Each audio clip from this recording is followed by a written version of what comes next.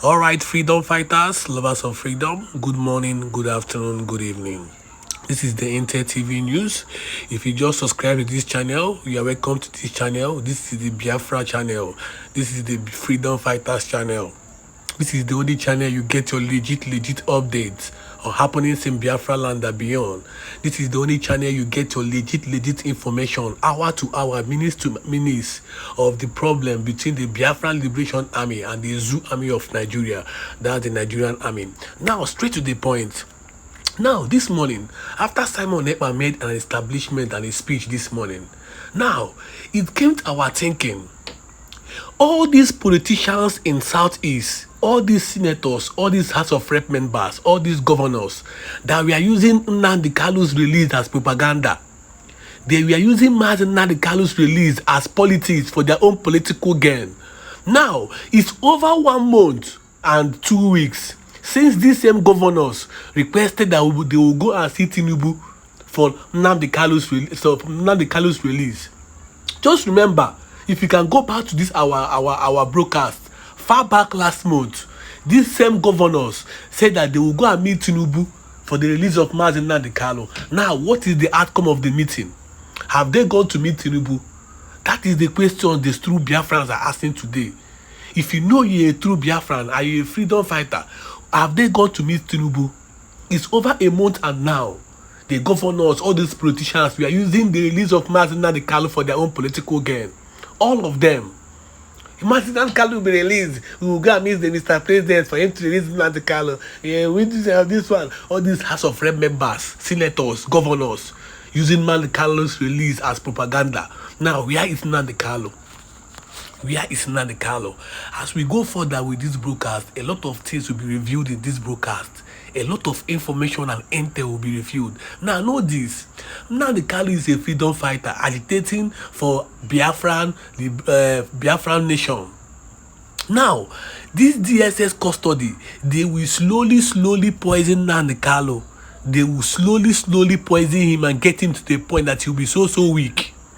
That is their plan, because nobody knows what's happening to him. It has been over 2 months now. We have not heard or seen anything happening to Nnamdi. We have not heard of any tangible thing happening to Nnamdi. They are slowly killing him in the DSS custody because that's their plan. That's their plan. I keep saying it in this broadcast. Tinubu will be the last person to release Nnamdi. Hope Uzodinma will be the last person to beg for the release of Nnamdi because Hope Uzodinma had a score with Nnamdi.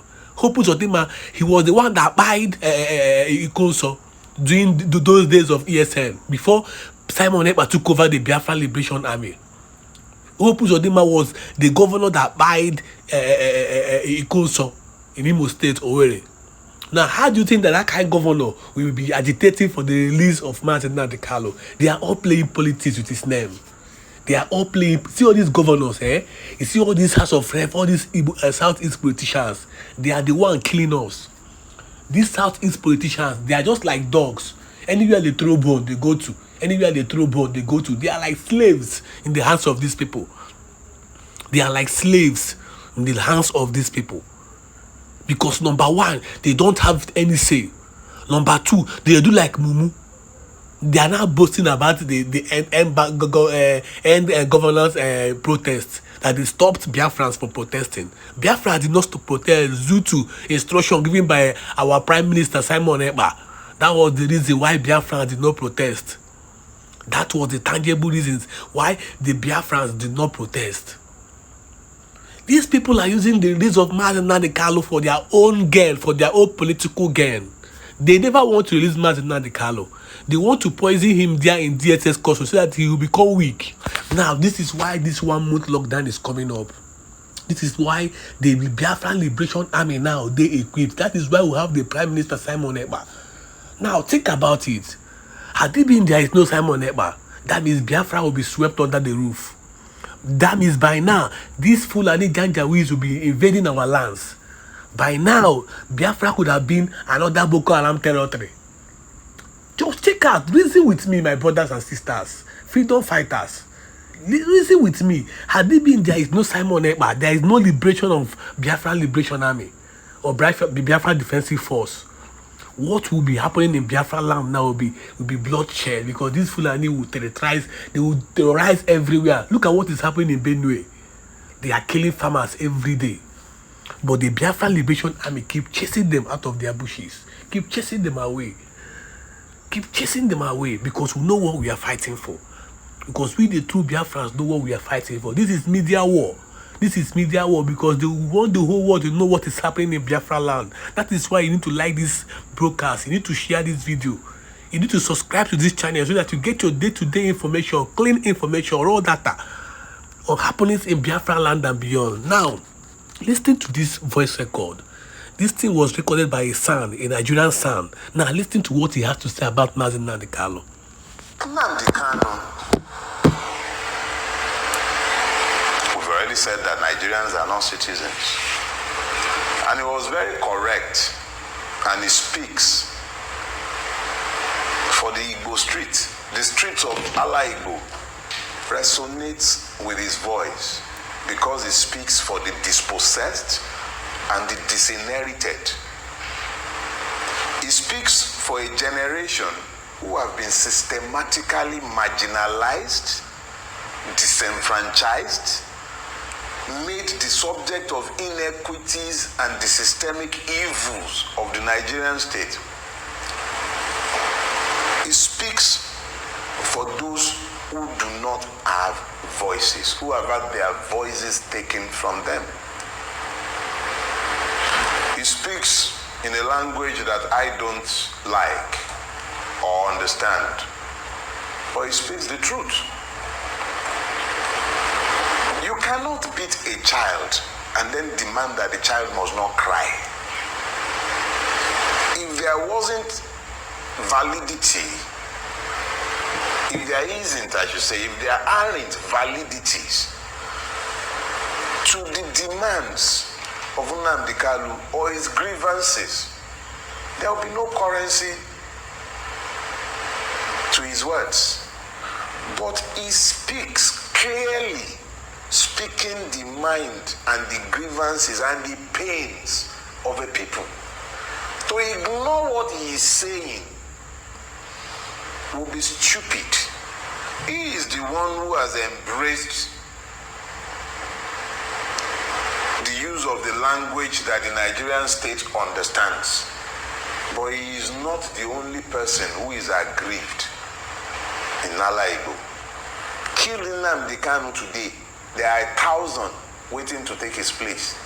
Because the reality is that he is not speaking to his personal pain. He is speaking to the pains of a people.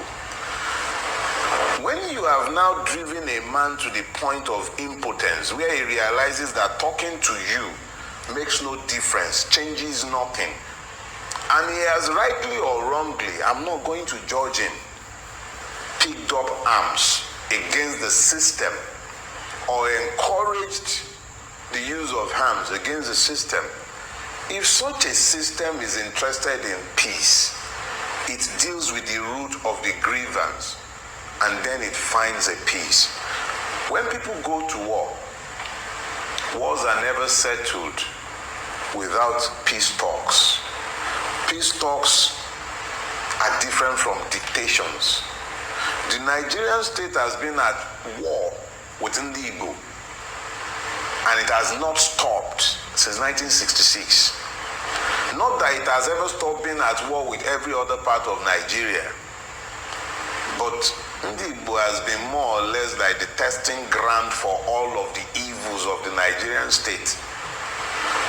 If it does not find the way to make peace based on justice within the Igbo, the persecution of a man who merely speaks and acts on behalf of a people merely guarantees his martyrdom, and it merely ensures the end of this system.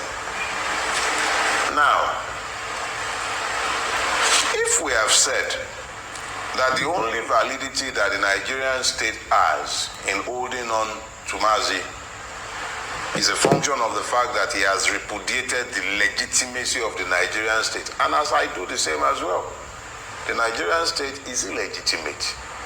It is essentially, as I have said, a slave plantation. Explain that in the same country, there are so many people who are busy strolling around with AK-49, AK-47s, M16, all kind of arms enabled, mollycoddled by the Nigerian state. Why is it possible that a Sheikh Gumi can be speaking on behalf of the terrorists, but it is impossible for Buhari's ears, which ears the Gumi persuasions, not to hear what Ohanes and Igbo have been asking of him? Free the man, engage in fruitful deliberations. If the man has adopted and picked up arms against the state, it's because the state itself has never taken his leg off his neck. I keep remembering, and I've repeated this today, I believe it was General Philip F. Young, when he was delivering the instrument of surrender. I believe he said to, was it Obasanjo or Gowon? I can't remember who now. He said, I believe it was Obasanjo actually. He said, treat these people well, or their children will rebel against you. He wasn't a prophet. He was merely a man who knew the consequences of injustice. The first condition of the human spirit is a constant yearning and quest for justice. If you do not boundary, the next question you asked was, how did we get here? Simple. January 15, 1966, a group of young majors came to the conclusion that the Nigerian state had failed and that it required urgent restructuring. And without recourse to democratic principles, they decided that Nigeria required a revolution. Rightly. And I'll come to that point of explanation later. And the revolution for them was interpreted through the use of arms. These were soldiers, young men, some of them unmarried, as young as 27 or less in some cases. Hotheads. So they set out from Kaduna, I believe Abeokuta, but the coup failed. It didn't fail until they had decapitated the political leadership, at least the titular political leadership of northern Nigeria. The premier of northern Nigeria was killed, the Sardauna of Sokoto, Ahmadu Bello. The prime minister of Nigeria, Tafawa Balewa, was also killed. This coup was quickly branded an Igbo coup, and there was